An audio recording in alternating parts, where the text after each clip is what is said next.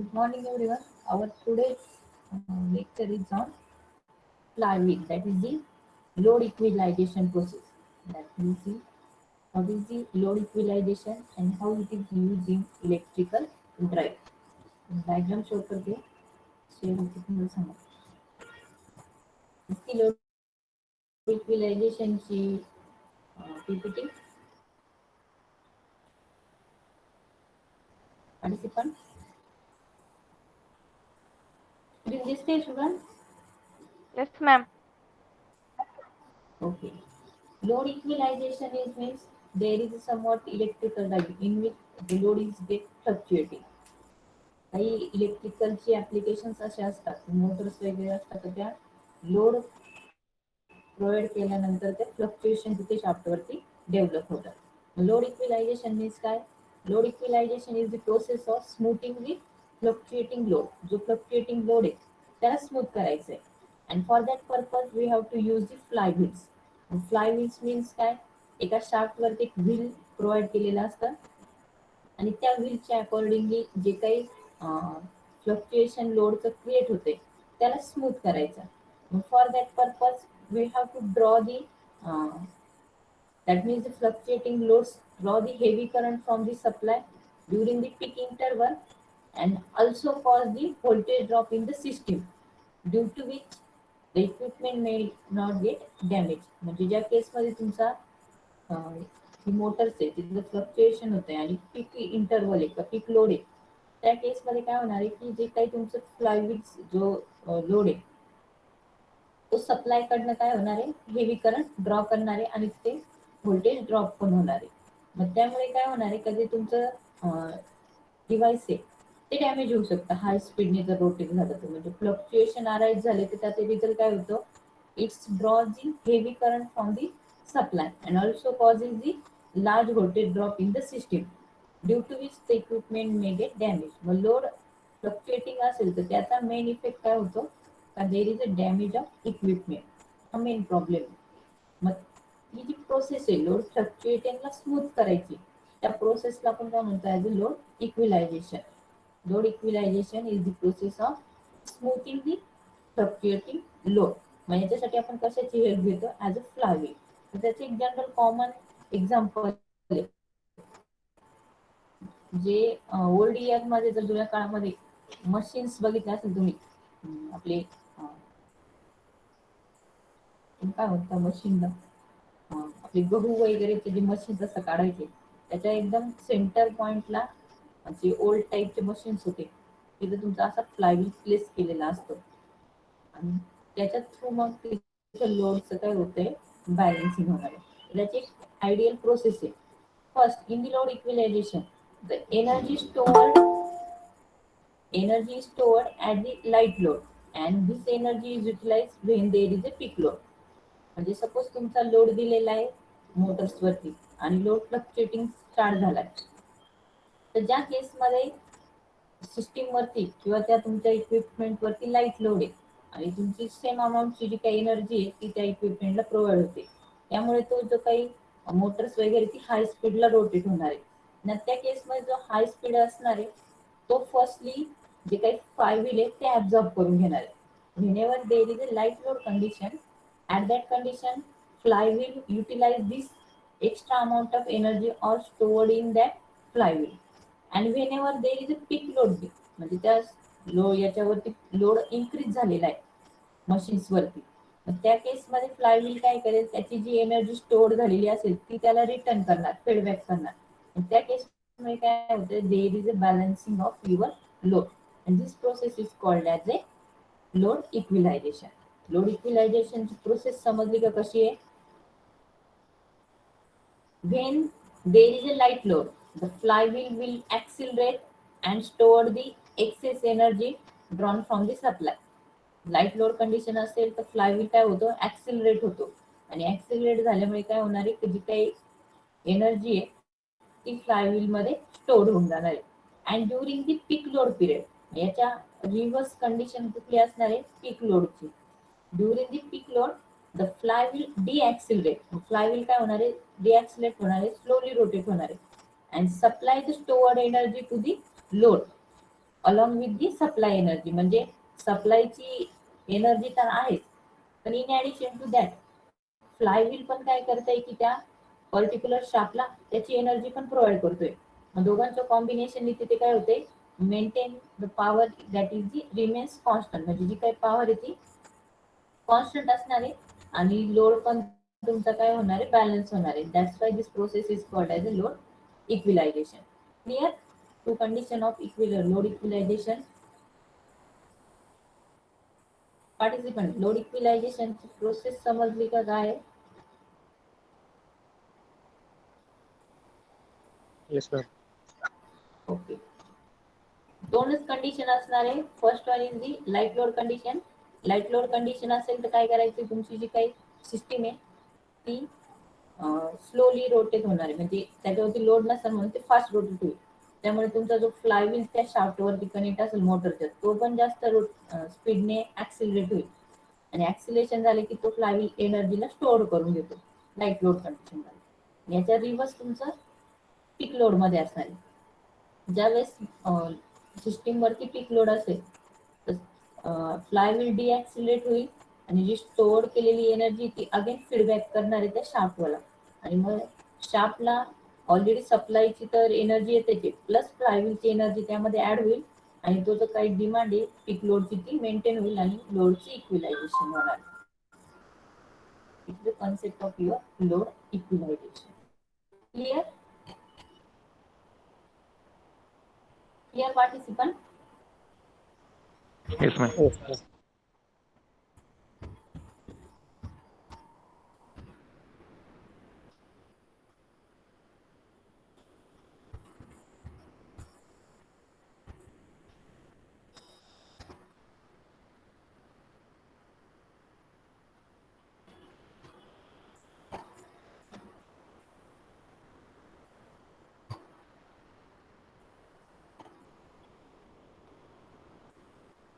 Then your next point of syllabus is the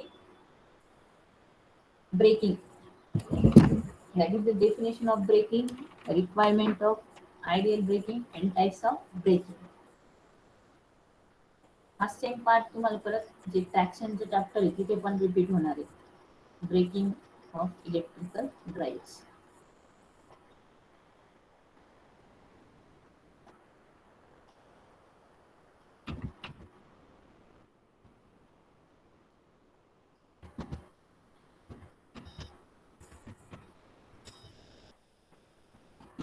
यामध्ये आपल्याला दोन टाइप्स वरती ब्रेकिंग स्टडी करायची आहे. First one for the braking of DC motor and braking of induction motor. दोन मोटरसाठी आपल्याला ब्रेकिंगची कन्सेप्ट स्टडी करायची. Then firstly what is mean by electrical braking definition. कोणाला सांगता येईल का what is mean by electrical breaking?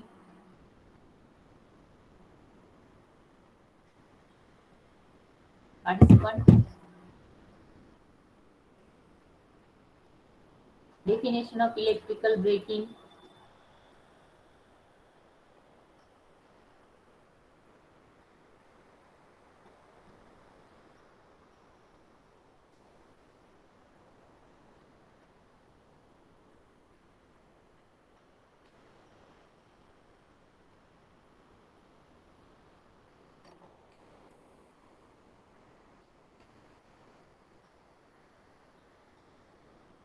There are two types of braking, mechanical braking and electrical braking. Mechanical braking is provided to the mechanical brakes by applying the pressure, and electrical braking is provided by using, कोण सांगू शकेल की electrical ब्रेकिंगची काय definition आहे?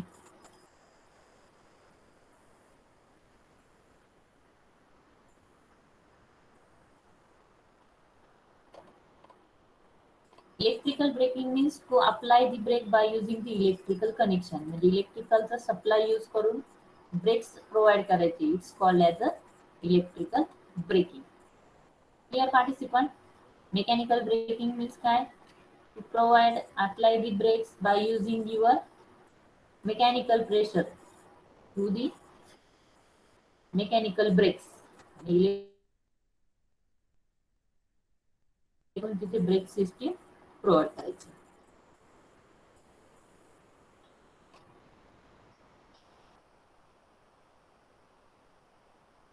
First function काय आहे mechanical ब्रेकिंगचं stop the specific device within time म्हणजे एक्झॅक्ट स्पेसिफिक पॉइंटला ते स्टॉप करायचं आणि जो काही ब्रेकिंग टाइम आहे तो पण रिड्यूस करायचा म्हणजे त्याचे दोन ऑब्जेक्टिव्ह म्हणू शकतो आपण ब्रेकिंगचे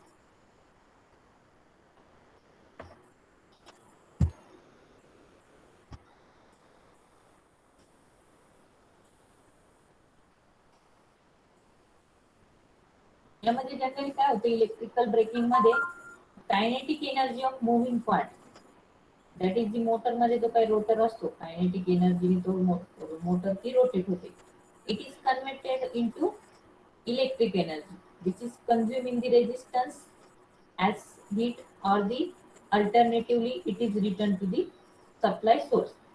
इलेक्ट्रिकल ब्रेकिंग मध्ये काय होतंय it is the method of braking in that kinetic energy of moving part मग मुव्हिंग पार्ट कुठला असतो मोटरचा रोटरच असतो मग त्या रोटरची जी काही kinetic energy it is converted into electrical energy electrical energy मध्ये कशी कन्वर्ट होते which is consume in the resistance as a हीटच्या फॉर्मॅटमध्ये रेजिस्टन्स मध्ये ती कंझ्युम केली जाते or alternately it is return to the supply source म्हणजे रिजनरेटिव्ह ब्रेकिंगचा पार्ट येतो हा सप्लायला जर ती डायरेक्ट रिटर्न झाली तर त्याला आपण रिजनरेटिव्ह ब्रेकिंग म्हणतो फर्स्टली समजलं का इलेक्ट्रिकल ब्रेकिंग मध्ये काय प्रोसेस होते त्यावरून आपण त्याचे टाइप्स वगैरे बघणार आहे सर्व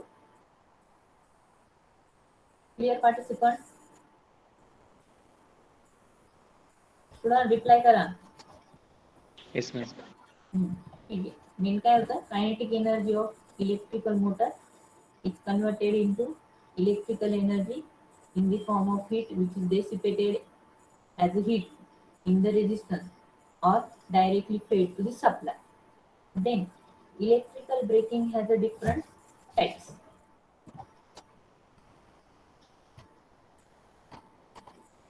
फर्स्ट त्यांचे नेमिंग बघू आणि वन बाय वन त्या टाइप्सच्या डायग्राम वगैरे first one is the rheostatic or dynamic braking.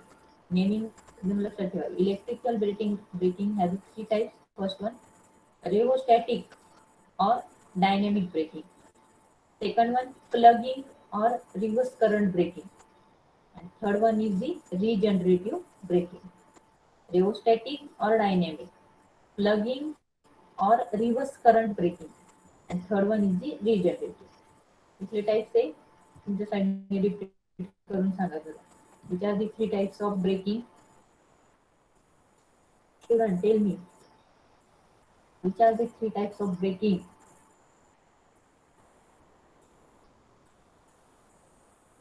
student reply करा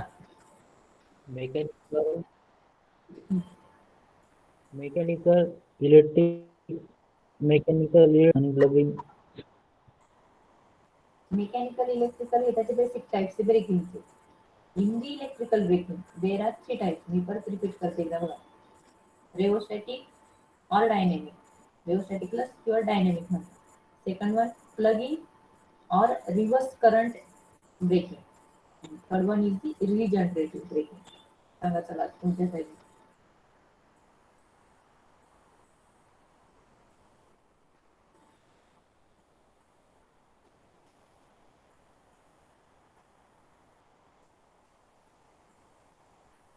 participant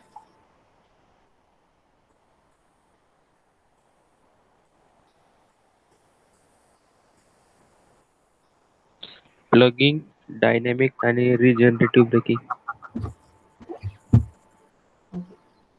प्लगिंगला दुसरा वर्ड रिव्हर्स करा रेओस्टॅटिक और dynamic and third one is the regenerative first part आपण त्यामध्ये बघणार आहे rheostatic braking for the DC motor as well as induction motor और dynamic braking for the DC series motor और the induction motor clear मी diagram show करते diagram show करते सांगा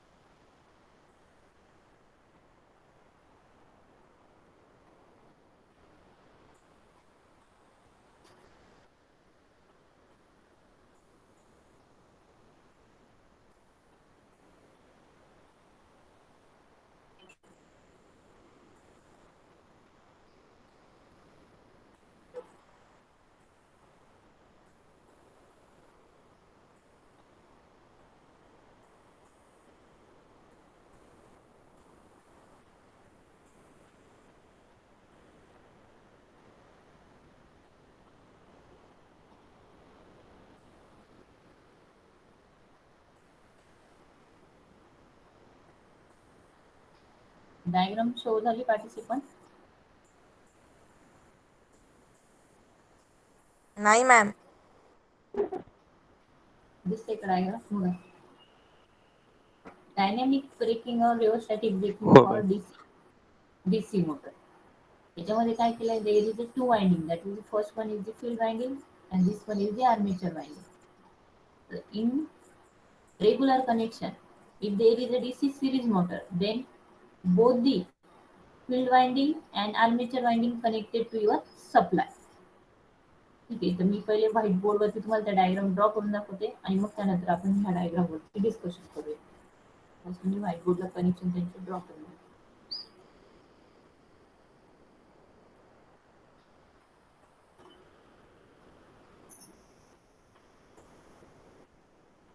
व्हाईट बोर्ड दिसतोय का पार्टिसिपंट?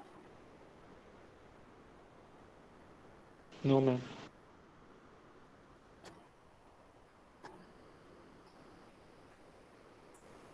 दिसतोय व्हाईट बोर्ड आता? No ma'am. चेक करा, दिसेल बघा. दिसतंय मॅम. ओके. सिरीज कनेक्शन कसे असणार आहे तुमच्या मोटरचे? This one is suppose the field winding connected in series with your armature winding. This is the connection of DC series motor in normal condition. इथे आपण सप्लाय दिलेला आहे, suppose DC supply.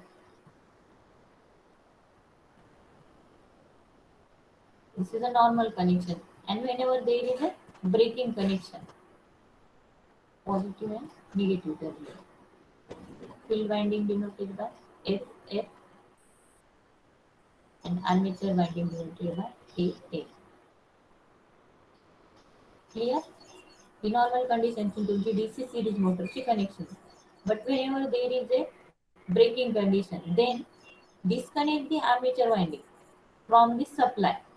Armature winding supply कडनं disconnect करायची and it is connected across the one rheostat. Me diagram कसे modified होणार आहे मी या साइडला इथे ड्रॉ करतो. Series connection, that is the field winding, is as it is connected to your DC supply. Okay, and the armature winding get disconnected from your DC supply and connected across one rheostat.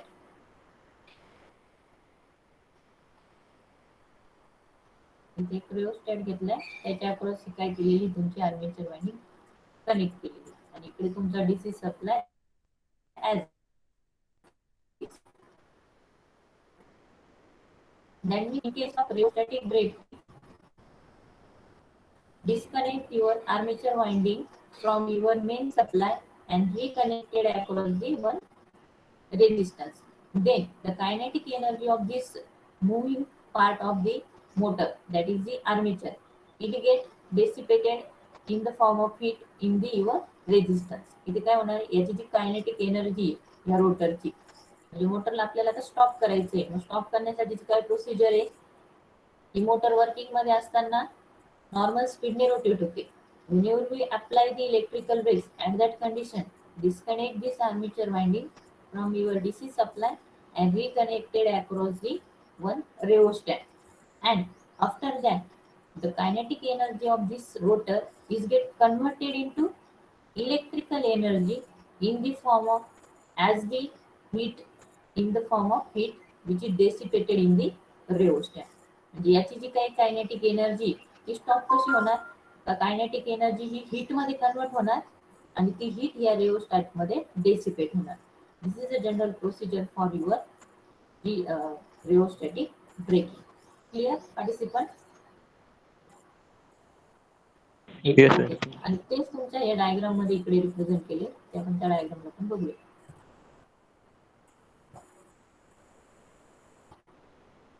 दिसते? It is the only diagram for your braking condition. This is diagram. Yes ma'am. Student, diagram is there. Okay. It is the condition of your braking in this DC series motor. That is the field winding of DC series motor is connected to supply, but armature winding is disconnected from the your supply and connected across the one rheostat. Then kinetic energy of this rotor or the armature is get converted into the heat which is dissipated in the rheostat, and by doing this process we can apply the brakes, that is the electrical brake, and this process is called as a dynamic braking or rheostatic braking. समजलं का? समजलं का student? rheostatic braking ची concept. Yes, ma'am. Okay.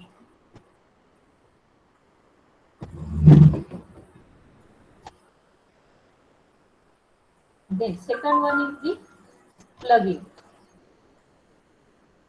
परत diagram show करते प्लगिंगची, show झाली की मला सांगा. Plugging is also called as a reverse current braking. Reverse current म्हणजे त्याच्यामध्ये आता काय असणार आहे की तुमची नेमिंग मध्ये दिलेले, पहिले मी डायग्राम शो करते त्यावर मग आपण प्लगिंगची काय कन्सेप्ट आहे ती बघूया.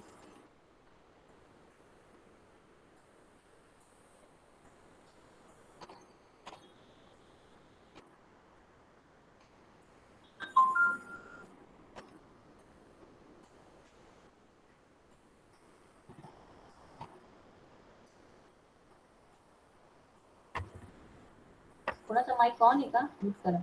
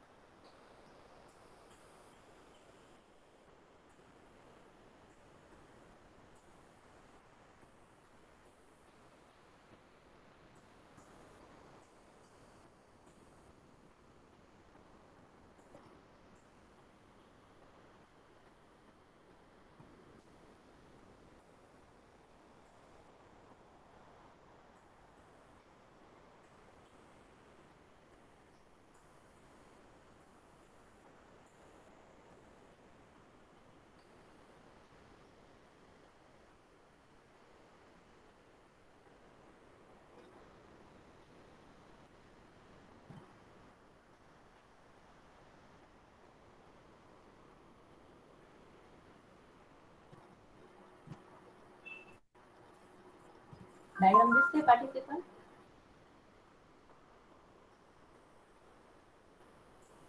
Yes, ma'am. Okay.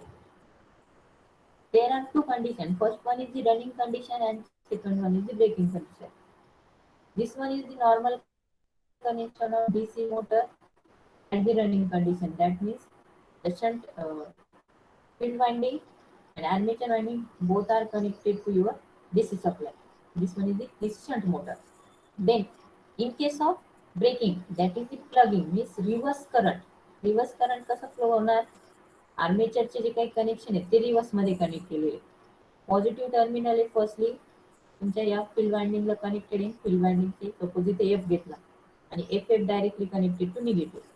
But in first diagram A1 terminal is connected to positive and A2 terminal is connected to negative. But in this second diagram, A1 terminal, that is the armature terminal A1 is connected to negative and A2 terminal of armature is connected to positive. म्हणजे या diagram मध्ये इथे काय झालं? There is a reverse connection of your armature winding. In the plugging or reverse current braking, connect the armature in or interchange the connection of armature winding. That means A1 terminal is connected to negative and A2 terminal is connected to positive.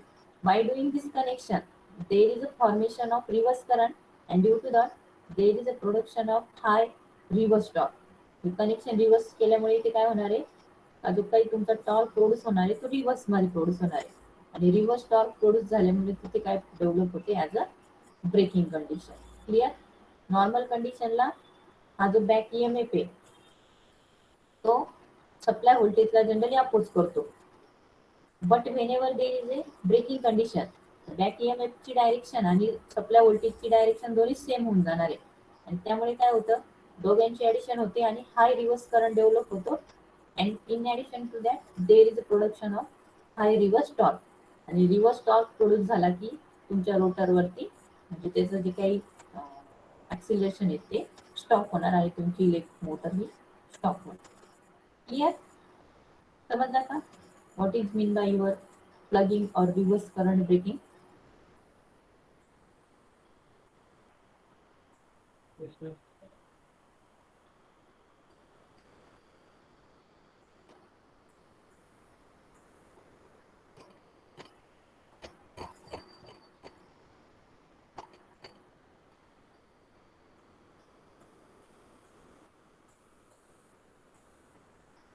Then there are some applications or advantage disadvantage of braking. पहिले आपण ब्रेकिंगचे advantage disadvantage बघू आणि त्यानंतर last तुमचा जो third point आहे regenerative breaking तो part आपण स्टडी करणार.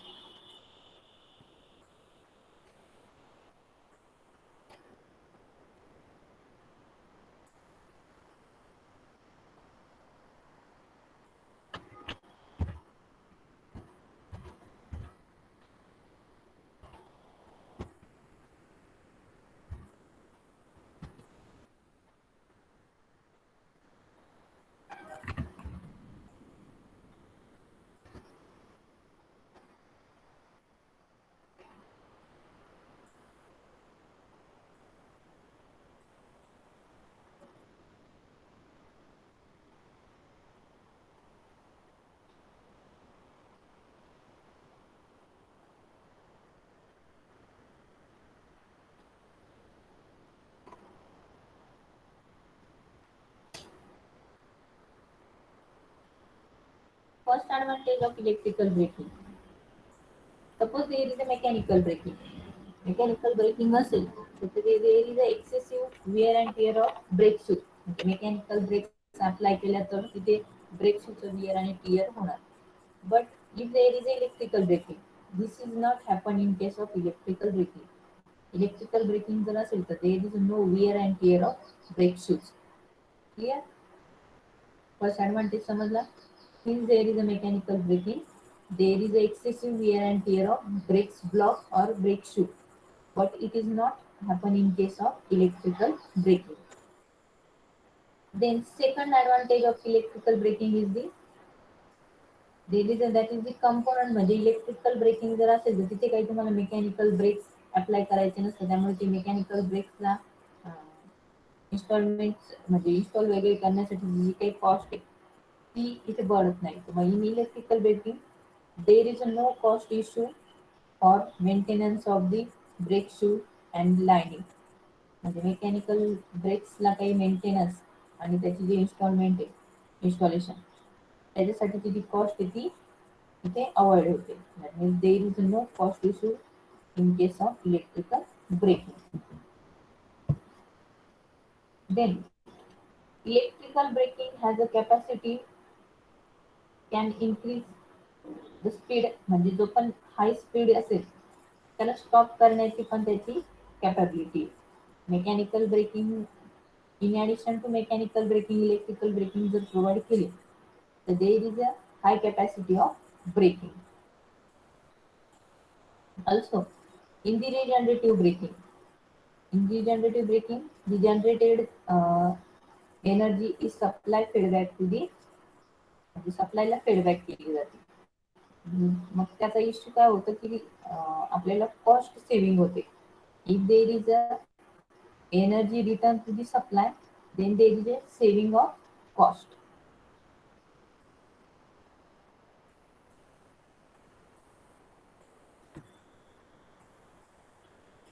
Then in some time mechanical braking produces the dust but it is not happening in case of electrical braking. These are the some advantage of electrical braking and some disadvantage of electrical braking.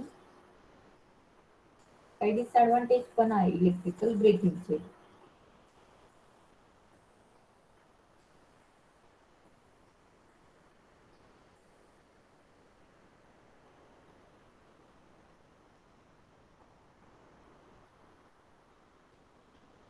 First one, there is a high initial cost.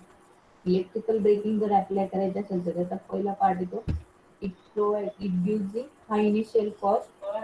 Then these electrical motors are capable of generating the electrical energy, make the electrical braking costly. Electrical motors से त्या generating electricity करणार आणि त्यानंतर breaking available करणार, त्यामुळे ही system initially हाय cost provide करते. So these are the some limitations and advantage of electrical braking.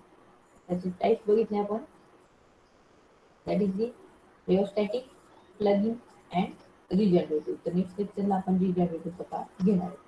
तर आता कोणाला काही क्युरी असेल तर विचारा. एवढं जर पार्ट घेतलं